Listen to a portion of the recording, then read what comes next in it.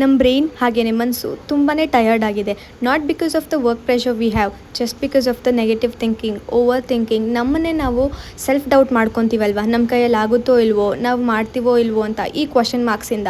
Welcome back ಎಲ್ಲರಿಗೂ. This is day 28 of my 75 days heart challenge. Daily ಮಾಡೋ ಥರನೇ ನನ್ನ ಮಾರ್ನಿಂಗ್ ಯೋಗ ಕ್ಲಾಸ್ ಅಟೆಂಡ್ ಮಾಡಿ ಬ್ರೇಕ್ಫಾಸ್ಟ್ ಮಾಡಿಕೊಂಡು I came and morning section ಇದ್ದಿದ್ದು ಎಲ್ಲ ಕ್ಲಾಸಸ್ಸು ಅಟೆಂಡ್ ಮಾಡಿದೆ. And then here my Malayali friend ಅವರು ಆ್ಯಂಡ್ ನಾನು ಒಂದು ಅಗ್ರಿಮೆಂಟಿಗೆ ಬಂದಿದ್ದೀವಿ that she is gonna teach me 5 Malayalam words every day and I am gonna teach her 5 Kannada words every day ಅಂತ ಹೇಳಿ. ಸೊ ಒಂದು ಬೇಸಿಕ್ ಕಾನ್ವರ್ಸೇಷನ್ ಮಾಡೋದಕ್ಕಾದರೂ ಲೈಕ್ ನಮಗೆ ಗೊತ್ತಿರಬೇಕಲ್ವ ಎಲ್ಲ ಲ್ಯಾಂಗ್ವೇಜಲ್ಲೂ, ಅದಕ್ಕೋಸ್ಕರ ಅಂತ ಹೇಳಿ.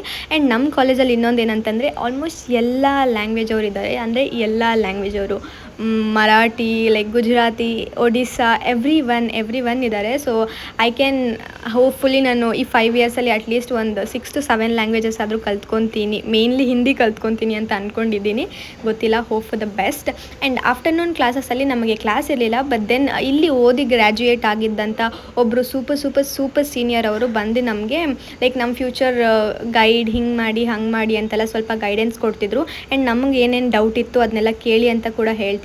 ಸೊ ಮಧ್ಯಾಹ್ನ ಅದಾಯಿತು ಆ್ಯಂಡ್ ಈವ್ನಿಂಗ್ ಬಂದೆ, ರೆಸ್ಟ್ ಮಾಡಿದೆ. And that's all for the day.